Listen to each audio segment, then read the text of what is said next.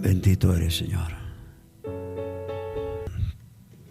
Que este mensaje que tú has puesto en mi corazón para mis hermanos sea de edificación, sea de ministración, y que tu Santo Espíritu tome control de nuestra mente, de nuestros pensamientos, de nuestra atención, y que seas tu Espíritu Santo el que nos hable, incluido yo, Señor.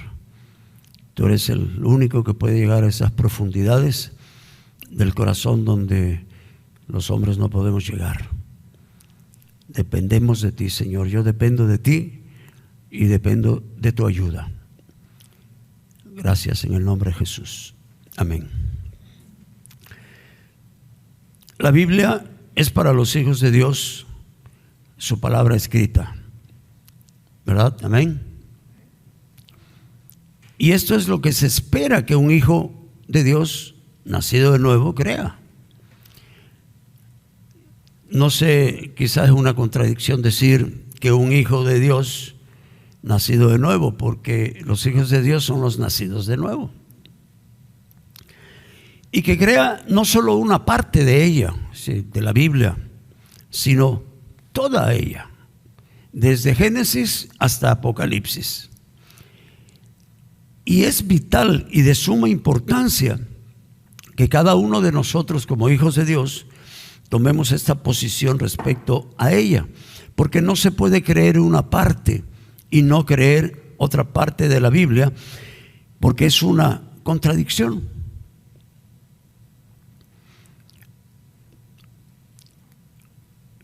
Hay cristianos que tienen esta posición,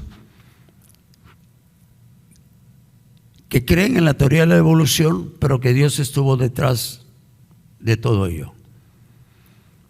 No creen tal y como lo dice la Biblia. Y si no lo creen tal y como lo dice la Biblia, es mentira que puedan creer lo demás. Es vital, hermanos. Por eso es importante para los padres que les enseñen a sus hijos cómo se hizo el mundo, porque en la escuela les van a enseñar la teoría de la evolución más adelante y les van a mover el tapete de la fe. Así que es indispensable que nosotros sentemos esas bases también en nuestros hijos, que es Dios quien nos hizo. Y aquí está, lo dice la palabra de Dios.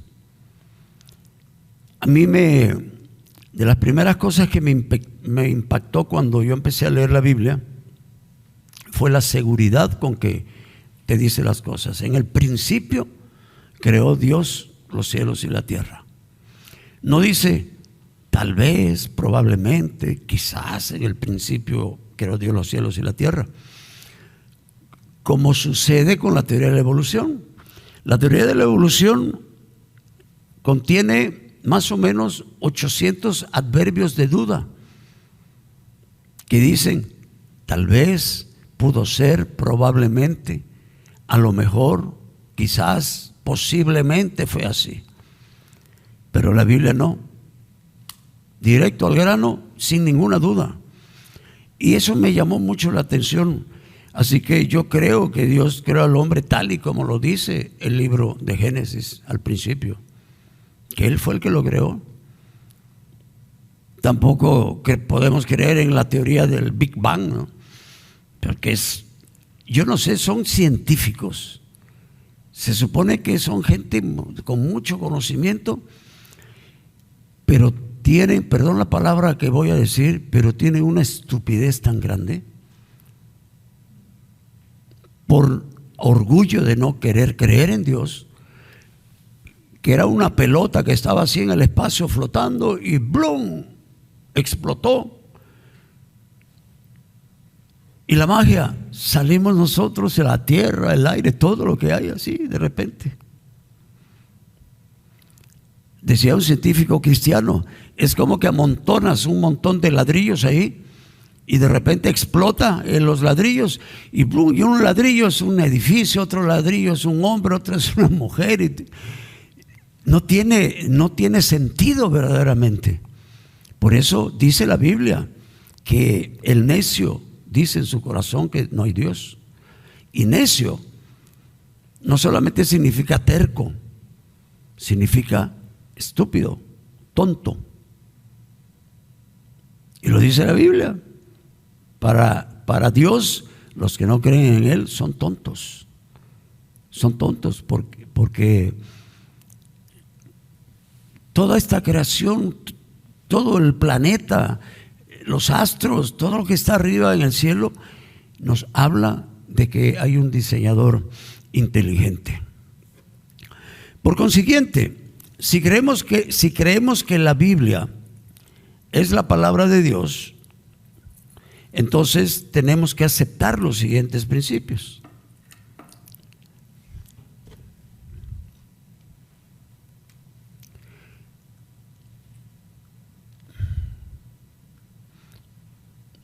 Primer principio dice: debemos creer y decir que somos lo que Dios dice que somos, nada más y nada menos. La Biblia dice que somos más que vencedores. Debemos creer y decir que somos lo que Dios dice que somos. Dice que todo lo podemos en Cristo. Dice que somos santos. Dice que somos justos. Dice que somos perfectos. Entonces, este es el primer principio que nosotros debemos aplicar a nuestra vida. Debemos creer y decir que somos lo que Dios dice que somos. ¿Y te consideras más que un vencedor? ¿O así? Esta es una declaración de Dios. Somos más que vencedores. Y solo hay dos opciones: ¿lo crees o no lo crees? El segundo principio dice: debemos creer y decir que podemos hacer lo que Dios dice que podemos hacer. Miren, hay cosas que yo no puedo hacer por mucha fe que tenga o por mucha fe que yo diga que tengo, porque estamos sujetos a la voluntad de Dios. Si Dios quiere, lo puedes hacer. Si Dios no quiere, no lo vas a poder hacer. Si Dios me dice que sí, entonces lo puedo hacer, porque Él me va a dar de su poder. Hablando en términos naturales, cuando se presenta Moisés y está el Mar Rojo, ¿ustedes creen que realmente Moisés, en su estado natural, o él mismo como Dios, porque tiró la mano y dijo que se abriera el mar muerto, se abrió? ¿Quién abrió el mar muerto, el Mar Rojo? ¿Quién lo abrió? ¿Moisés? No. Fue a través de él, porque Moisés era el líder de ese grupo que llevaba, pero lo hizo Dios. Y si Dios quiere que suceda, entonces va a suceder.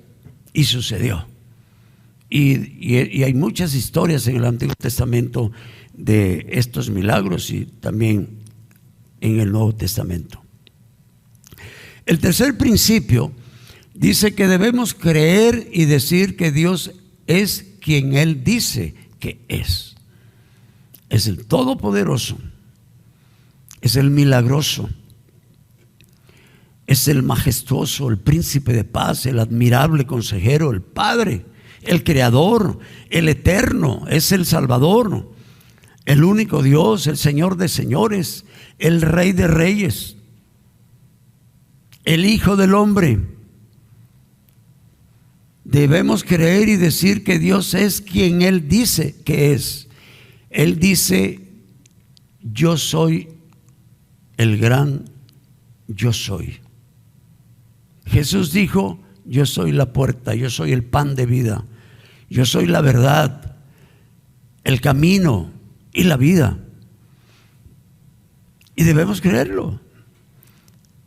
Y al creerlo, nosotros lo que vamos a hacer es alabar a Dios y darle gracias por estas cosas, por estos principios.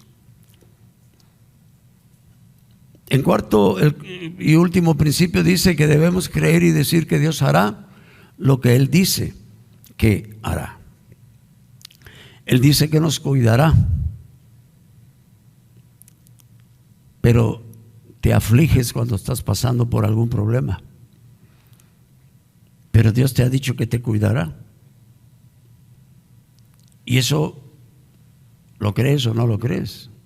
Si te estás afanando, si te estás preocupando, si estás desesperado, desesperada, angustiado, entonces no estamos creyendo esa declaración de Dios, que Él nos va a cuidar, nos protegerá, nos va a librar del mal. Él es nuestro proveedor. Él es el que te abre las puertas para que tengas un trabajo y tengas un salario, y de esa manera te provee también. Dice que es nuestro consolador. Generalmente, y me atrevo a decir generalmente por lo que veo, pero generalmente los cristianos, los hijos de Dios. ¿Me llamó alguien? No. Bajen volumen a sus celulares, por favor. Generalmente no buscamos a Dios como consolador cuando estamos pasando por pruebas. Buscamos a la amiga, al amigo, al diácono, al pastor en primer lugar, y tal vez después te acuerdas de Dios. Pero es que lo primero es ir a Él, porque Él dice que nos va a consolar, y si yo lo creo, entonces yo voy a buscarlo para que me consuele también en mi vida. Dice que hará nuevos cielos y nueva tierra. Por eso nosotros no tenemos que clavarnos con las cosas terrenales. Aquí estamos, y por supuesto que tenemos que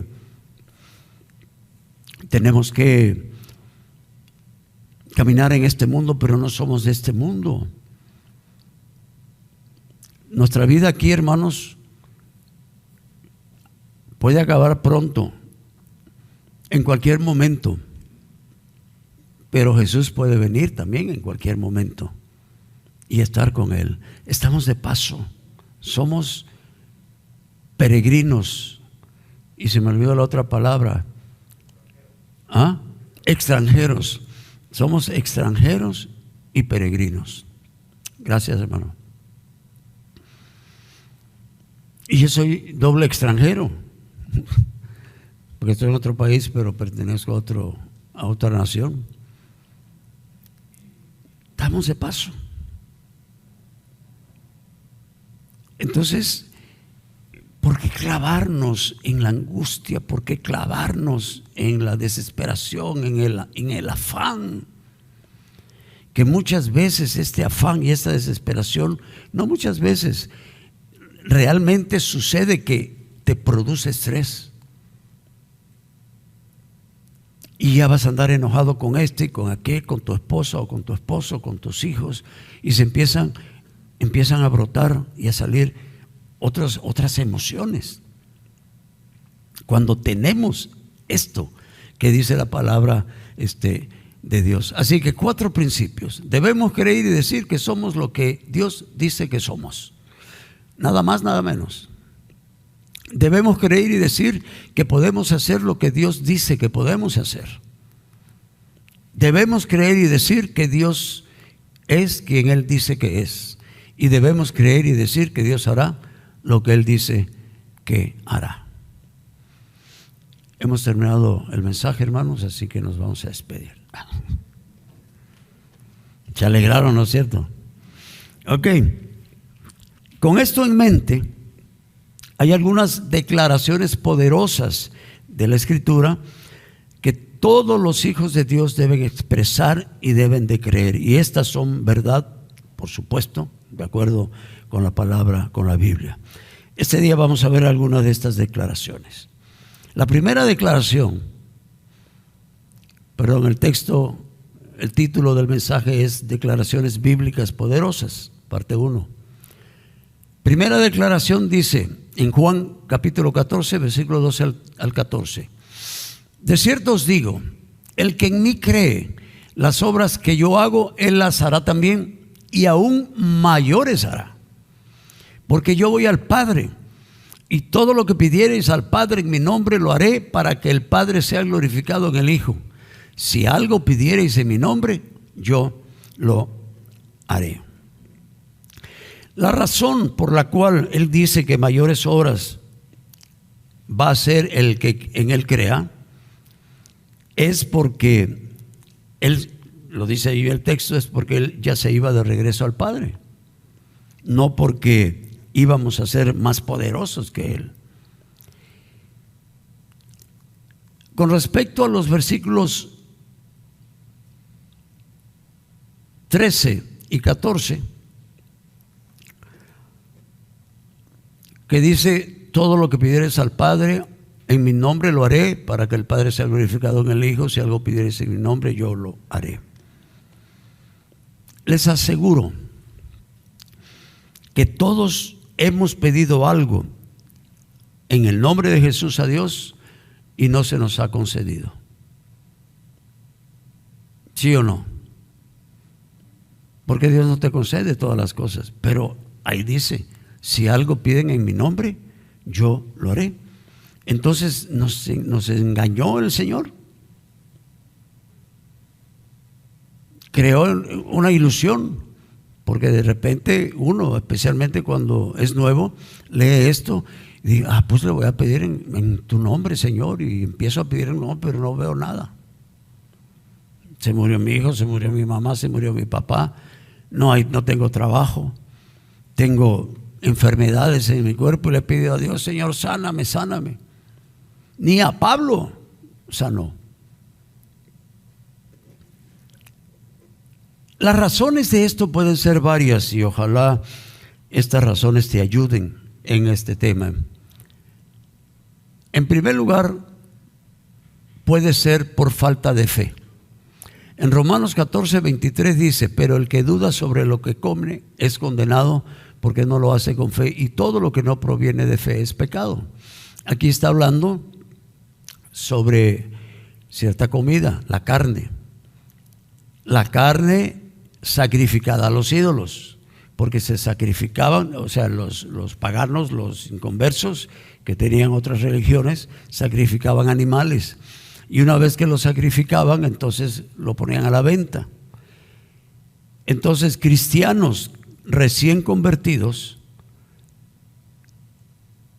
tropezaban cuando veían a cristianos más maduros que podían comer de esa carne, y no se sentían mal, pero el nuevo se sentía mal. Entonces, aunque se refiere a la carne, esta palabra cambia todo, porque aquí incluye todo. Todo lo que no proviene de fe es pecado. Y si yo voy a hacer algo, porque muchas veces somos un poco como fanfarrones, dicen: no, yo tengo fe, yo creo en el Señor, y el Señor porque a mí el Señor me escucha, porque a mí el Señor me responde, porque yo soy uno de los favoritos o favoritas de Dios, ¿no es cierto? Y resulta que piden el nombre de Jesús y no viene nada. Falta de fe. Y si la falta de fe es pecado, yo tengo que confesar a Dios y pedir perdón por ese pecado, por mi falta de fe. ¿Sí? Entonces dice que Dios nos perdona y nos limpia de toda maldad. La segunda razón puede ser por pedir mal. Santiago capítulo 4 versículo 3a, cuando digo 3a pongo 3a, es que es la primera parte del versículo. Dice Santiago 4:3a: pedís y no recibís, porque pedís mal. No sabemos pedir. La Biblia dice que el Espíritu Santo intercede por nosotros y nos ayuda cuando no sabemos qué pedir. Pero necesitamos entender que el Espíritu Santo está dentro de nosotros y que Él camina con nosotros para todos lados. Y entonces viene la ayuda. Pero la ayuda no va a venir así en el momento como que es magia, no. Nosotros tenemos que estar en constante comunión con Dios. ¿Sí? Si tú no has orado una semana y tú quieres que Dios te haga un milagro y te arrodillas y le pides, tal vez te contesta Dios por pura misericordia y gracia, pero eso no es lo normal en el ámbito bíblico y espiritual. La tercera razón es pedir para satisfacer motivaciones personales. Santiago 4:3b es la segunda parte. Dice, para gastar en vuestros deleites. Pedís y no recibís porque pedís mal en primer lugar, para gastar en vuestros deleites. Pido por motivaciones personales. Pido para mí. Pido con egocentrismo. Y entonces lo utilizo para gastar en mis propios deleites. El siguiente principio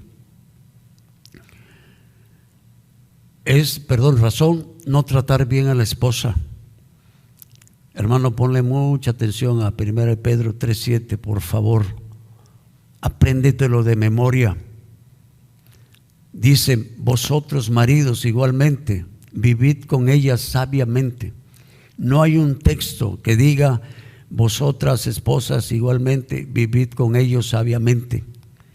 Esto es exclusivo para nosotros, los varones, los que estamos casados, dando honor a la mujer como vaso más frágil y como a coherederas de la gracia de la vida, para que vuestras oraciones no tengan estorbo.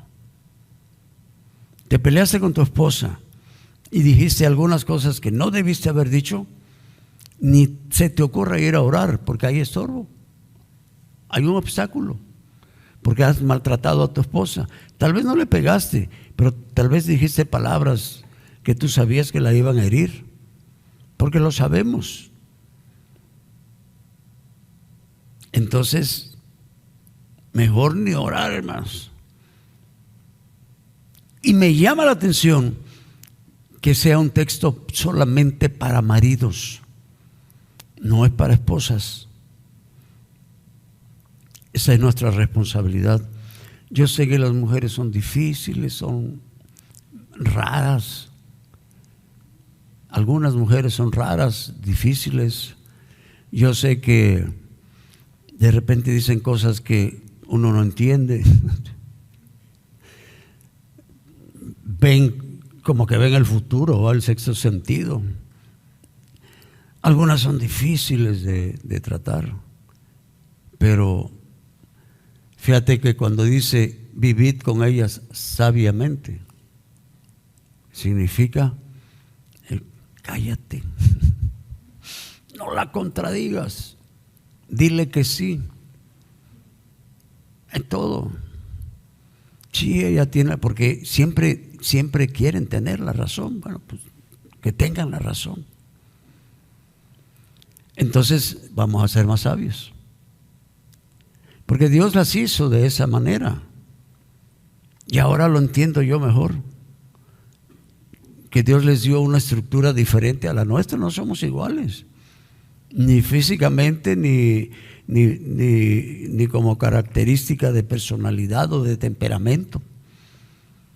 Ellas tienen algo especial que Dios no nos dio a nosotros. Así que cuando tu esposa te diga, mira, está nublado y va a venir una gran lluvia, pero está el sol y todo despejado, dile, sí, mi amor, tienes razón, vayámonos a la casa, no va a ser que nos mojemos, ¿no? Si te dice, no, es que eso es verde, sí, mi amor, es verde, pero es blanco ese color. Dile, sí, es verde, porque te vas a meter en una bronca. Mire, hay una chilena, una psicóloga chilena, y esta se puso a investigar sobre la mujer. Siempre hay excepciones. A ella le choca que una mujer llore. ¿Por qué tiene que llorar? Por algunas cosas, ¿no?, que suceden. Es como que para ella es como que son débiles de carácter, ¿no? Bueno, la cosa es que ella se puso a investigar algo y dice que llegó a una fábrica de ropa donde hacen uniformes para las diversas empresas, y habló con el encargado y le preguntó: oye, ¿quién, ya sea hombre o mujer, es el más difícil de poder complacer y de atender? Las mujeres, dice, porque el hombre viene y ya sabe lo que quiere.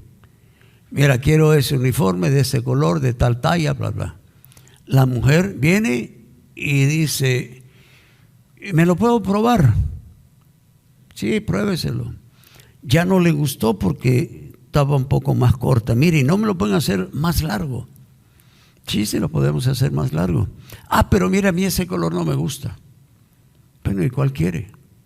Y así. Y van a las zapaterías y lo mismo. Lo mismo. Fue a otro lugar que ya se me olvidó cuál es. Donde venden pinturas para la pared y eso. Dice, el hombre viene y dice: quiero ese color azul y el color negro. Se va.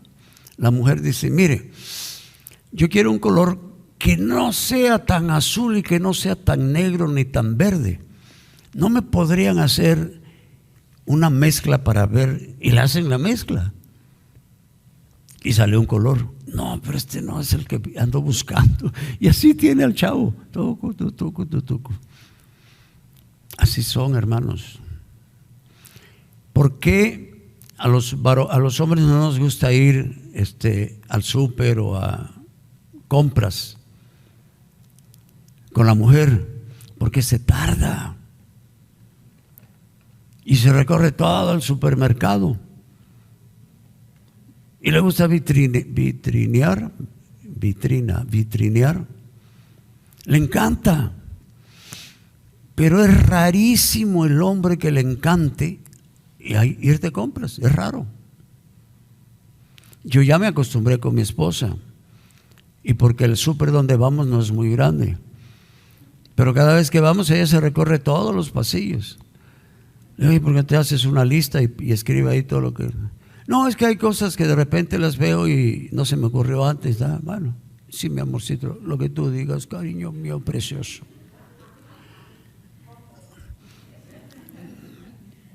Y luego, oye, se me olvidó el jamón. Pues mi amor, ya casi vamos a formarnos la fila. Dice: vamos, acompáñame. Vale. Sí, mi amor, no puedo vivir sin ti. Estoy feliz contigo y me encanta que me hagas caminar. Y así pasa. Por eso tenemos que tratarlas como a vaso más frágil y como a correderas de la gracia de la vida. En otro texto dice que no seamos ásperos con nuestras esposas. Maridos, yo creo que algunos de ustedes saben vivir sabiamente con sus esposas. Y le dice: sí, mi amor, como tú digas, y bla, bla. No entran en la discusión. De hecho, yo cuando hemos tenido la oportunidad de aconsejar matrimonios que están pasando por alguna crisis, el marido no habla, es ella la que habla, y empieza a rajar del esposo. ¿Y qué es esto? ¿Y qué es el otro? Y se pone a llorar. Y el esposo calladito, ¿sí?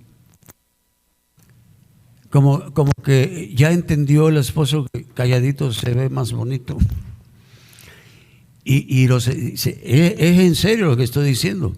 De las varias parejas que hemos aconsejado, los maridos calladitos. Solo cuando yo intervengo, le digo: hermano, usted que me da su opinión.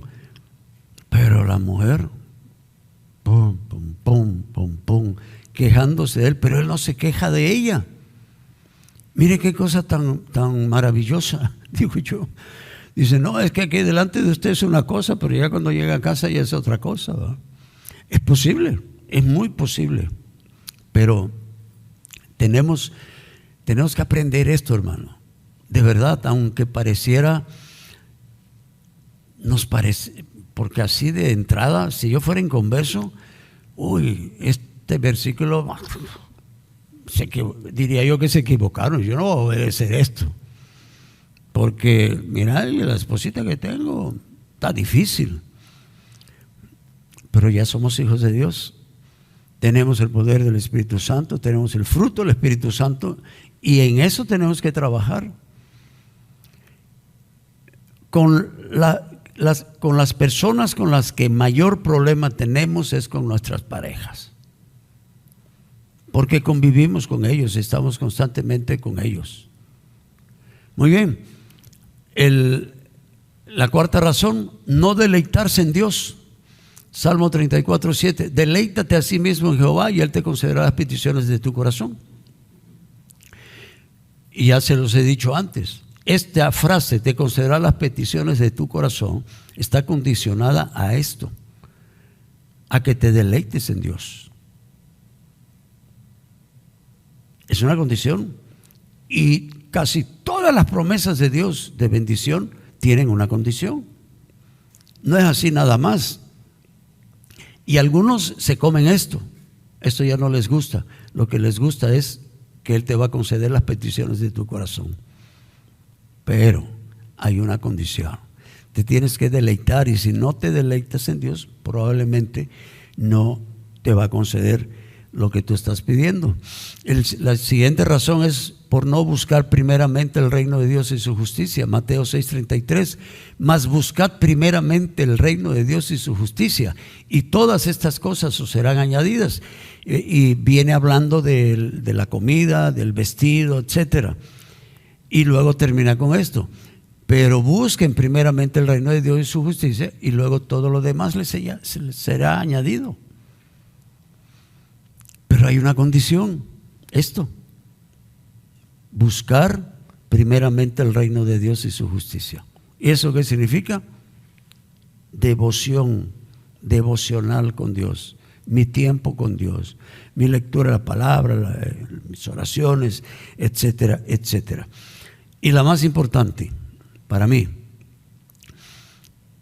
pedir fuera de la voluntad de Dios. Primera de Juan 5:14 dice: y esta es la confianza que tenemos en Él, que si pedimos alguna cosa conforme a su voluntad, Él nos oye y nos responde. Pero si tú estás pidiendo y pidiendo y ves que no viene, pues es que no es la voluntad de Dios.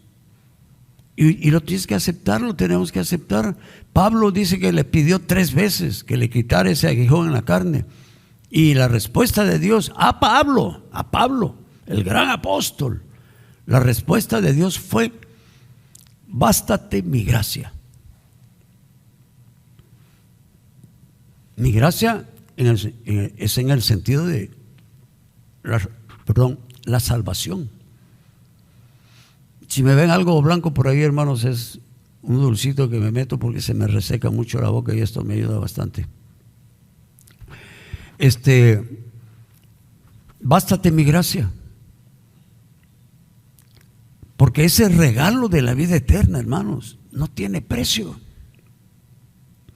Y aunque no tuviera yo todas las bendiciones, y fuera yo un poco pobre y no tengo carro, no tengo mucha ropa, gracias, Señor, pero tengo vida eterna.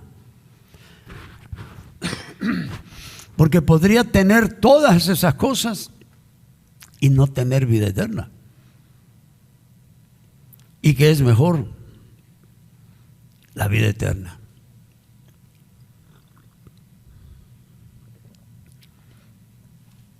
Esto es clave, hermanos, conforme a su voluntad. Por eso ustedes me oirán decir siempre: conforme a tu voluntad. Para algunos, este tipo de expresión significa que no tenemos fe, porque estas personas oran con exigencia a Dios. Te pido, Señor. Y ya pasó cuando te estaba muriendo este hermano cantante, pastor, ¿cómo se llama? Julio Melgar, ¿sí? Y llegaron los grandes cantantes y un culto en la iglesia y a orar y exigirle al Señor. Y uno de ellos oró: Señor, no, ¿cómo es la frase? No recibimos un no como respuesta, algo así. ¿Es así? No queremos un no como respuesta. Oye, ¿qué te pasa? ¿Quién te crees? Eso es exigirle a Dios. O sea, te estoy pidiendo sí o sí, no conforme a tu voluntad. Y hicieron todo ese show y a los pocos días se murió Julio. Se lo llevó el Señor. ¿Por qué? Porque no era su voluntad que siguiera aquí. ¿Por qué? No lo sé. Y muchos seguimos aquí. ¿Por qué? Pues porque Dios quiere que estemos aquí, así de simple y sencillo, ¿no? Y no voy a complicar más la vida. Segunda declaración dice, segunda de Corintios 3:8, porque nada podemos hacer contra la verdad, sino por la verdad. Esta declaración significa que los nacidos de nuevo nunca iremos en contra de la verdad, es decir, de la verdad de Dios. Un nacido de nuevo no puede ir en contra de la verdad que Dios ya ha establecido. Y esta verdad se encuentra en la Biblia. Y cuando nos vamos a oponer especialmente en cosas que tiene la Biblia. Nosotros como hijos de Dios vamos por la verdad, no vamos en contra de la verdad. Mira lo que dijo Pablo a Timoteo. Timoteo capítulo 3, versículos 14 y 15. Esto te escribo aunque tengo la esperanza de ir pronto a verte, para que si tardo sepas cómo debes conducirte en la casa de Dios, que es la iglesia del Dios viviente, que dice aquí, columna y baluarte de la verdad. Como columna nosotros apoyamos la verdad y como baluarte la defendemos. Un baluarte es un instrumento de protección. Nosotros vamos por la verdad de Dios. Para entender mejor el versículo de Corintios 13:8, veamos lo que dice el contexto. El contexto es del versículo 5 y quizás un poco más adelante, pero para mí fue lo más importante, el 5, 6 y el 7. El 8 ya está acá, pero lo vamos a repetir. Fíjate lo que dice: examinaos a vosotros mismos si estáis en la fe. Examinaos a vosotros mismos si estáis en la fe. Probaos a vosotros mismos. ¿O no os conocéis a vosotros mismos que Jesucristo está en vosotros, a menos que estéis reprobados? Mas espero que conoceréis que nosotros no estamos reprobados. Y oramos a Dios que ninguna cosa mala hagáis, no para que nosotros aparezcamos aprobados, sino para que vosotros hagáis lo bueno, aunque nosotros seamos como reprobados. Porque nada podemos contra la verdad, sino por la verdad. Tenemos que recordar, hermanos, que la iglesia de Corinto era una iglesia muy conflictiva, carnal, desordenada, toleraban mucho el pecado, se emborrachaban en la cena del Señor. Cuando celebraban la cena del Señor, se tiraban sus buenos tragos de vino y a saber qué otras cosas más. Había divisiones.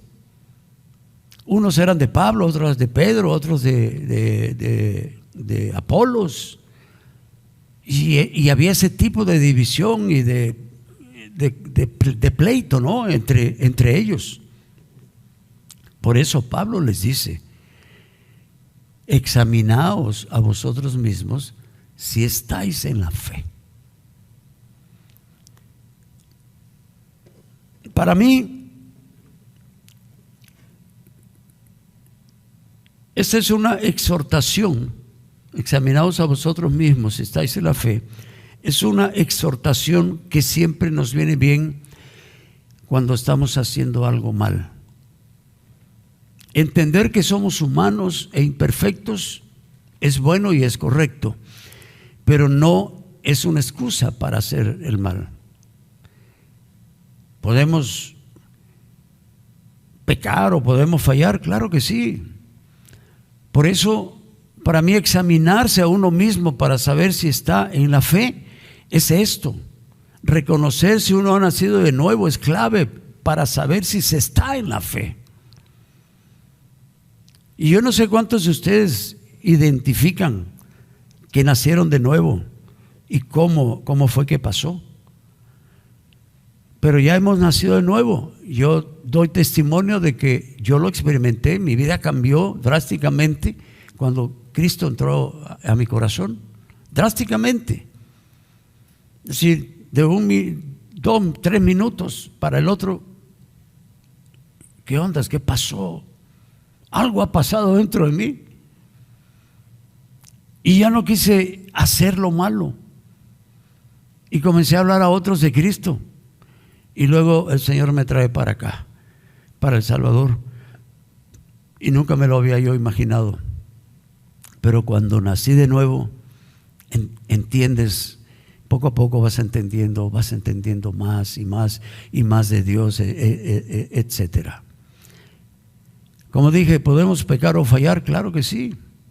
Pero no podemos estar fallando y pecando a cada rato y no superar esas debilidades. Tenemos que superarlas.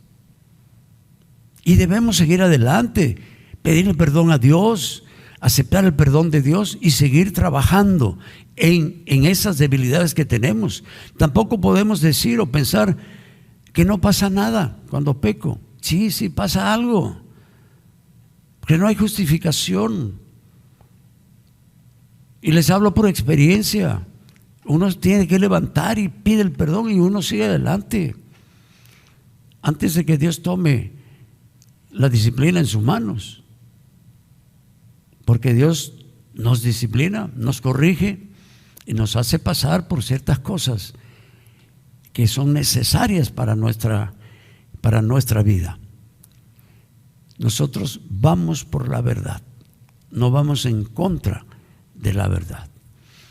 Y la última declaración dice en Juan 16:13: pero cuando venga el Espíritu de verdad, Él los guiará a toda la verdad, porque no hablará por su propia cuenta, sino que hablará todo lo que oyere y os hará saber las cosas que habrán de venir. Qué increíble, hermanos, declaración. Si nosotros no hemos comprendido toda la verdad, es porque el Espíritu Santo no nos ha guiado a ella. Y si no nos ha guiado a ella, entonces el Espíritu Santo no mora en nosotros. Si tú estás en contra de cosas que dice la Biblia, el Espíritu Santo no te está guiando. Eso no viene del Espíritu Santo. Al contrario, el Espíritu Santo nos guía a toda verdad, a la verdad, no contra la verdad, sino a favor de la verdad. Fíjense que quien nos habla y guía desde el momento que hemos nacido de nuevo es el Espíritu Santo. Es el que ha entrado. Ahora lo entiendo. Entra Jesucristo, entra en la persona del Espíritu Santo, porque Jesús ya no está aquí ni aquí, Jesús ya está arriba. Por eso muchos creemos que nosotros no solamente estamos en la época de la gracia, sino que también estamos en la época del Espíritu Santo, porque es el Espíritu Santo que hace todo en nosotros y muchas veces ni nos damos cuenta. Fue el Espíritu Santo quien les dio a conocer a los escritores del Nuevo Testamento el futuro, que dice aquí: y os hará saber las cosas que habrán de venir. Y por eso Juan escribió Apocalipsis, y por eso algunos de los apóstoles hablan de en los últimos tiempos pasará esto y vendrá aquello, porque el Espíritu Santo se los reveló. Fue Él quien nos convenció a nosotros de pecado, de justicia y de juicio. Y ni nos dimos cuenta. Hasta que empecé a leer la Biblia y leo uno estos pasajes y dice, sí, entonces Él me convenció de pecado, pero es que me convenció de una manera que ni me di cuenta. Y así es Él. Ni te das cuenta, hasta después te das cuenta cuando, por ejemplo, leí esto. Él fue el que me convenció de pecado, de justicia y de juicio. Juan capítulo 16 del 7 a 11 dice, pero yo os digo la verdad, os conviene que yo me vaya, porque si no me fuera, el Consolador no vendría a vosotros. Por eso les dice, os conviene, porque aquí estaba vivo todavía Jesús, porque Jesús como ser humano no podía estar en todas partes, solamente en el lugar donde estaba. Pero ahora, con el Consolador, el Espíritu Santo, está alrededor del mundo en las personas que han nacido de nuevo. El Consolador no vendría a vosotros, mas si me fuere, os lo enviaré. Y cuando Él venga, el Espíritu Santo, convencerá al mundo de pecado, de justicia y de juicio. De pecado por cuanto no creen en mí, de justicia por cuanto voy al Padre y no me veréis más, y de juicio por cuanto el príncipe de este mundo ha sido ya juzgado. Y podría presentarles varios versículos que hablan de la actividad que hace el Espíritu Santo en el mundo y en nuestra vida. Fue Él quien inspiró a los santos hombres de Dios para escribir la Biblia. Es Él quien nos guía para bautizarnos. El creyente que no quiere bautizarse no está siendo guiado por el Espíritu Santo y por lo tanto no ha nacido de nuevo. El nuevo nacimiento nos asegura la obediencia a la palabra de Dios. He nacido de nuevo y lo he sentido, y ahora yo ya no quiero estar viviendo aquella vida, y ahora yo quiero vivir la vida que Dios quiere que yo viva. Que voy a fallar, sí, y de hecho yo he fallado, y he fallado fuertemente, y no estoy orgulloso de aquello, pero sé ahora que el Señor, a pesar de mis pecados, como lo hizo con Salomón y como lo hizo con David, también me da oportunidades y me levanta cuando yo pido perdón por aquello y quiero también ser levantado. Cuando yo rehúso obedecer a Dios, estoy entristeciendo al Espíritu Santo.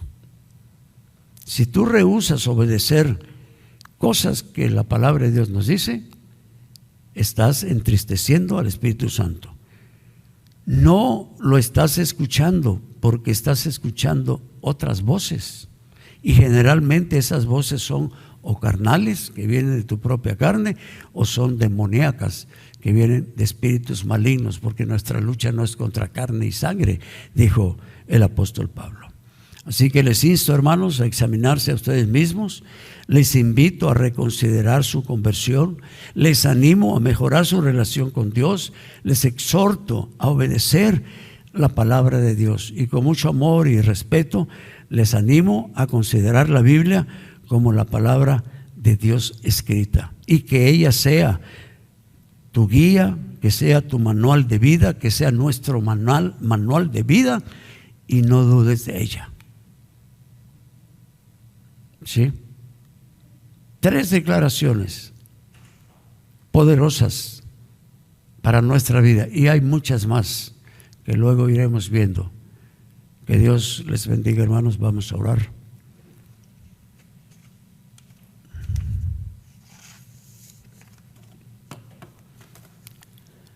Es el tiempo y la oportunidad para que mejores tu vida espiritual, para que mejores tu relación con Dios. Espero hayas puesto atención a estas 3 declaraciones. Y si hay algo en lo que estás fallando, alguna debilidad que te cuesta trabajo superar, pues este es el tiempo para que delante de Dios tomes decisiones. A Dios le encanta cuando reconocemos nuestros pecados y venimos a pedirle perdón, porque le encanta perdonar y además le encanta limpiarnos de toda maldad. Pero no nos puede limpiar de toda maldad si nosotros no reconocemos nuestros pecados y se los confesamos a Él. No sé cuáles sean tus debilidades, no sé qué es lo que te está costando más trabajo en tu vida espiritual. Yo no lo sé, pero Dios sí lo sabe. Y Dios quiere, Él anhela, Él desea que sigas adelante. Él desea que te acerques a Él, no que te distancies de Él.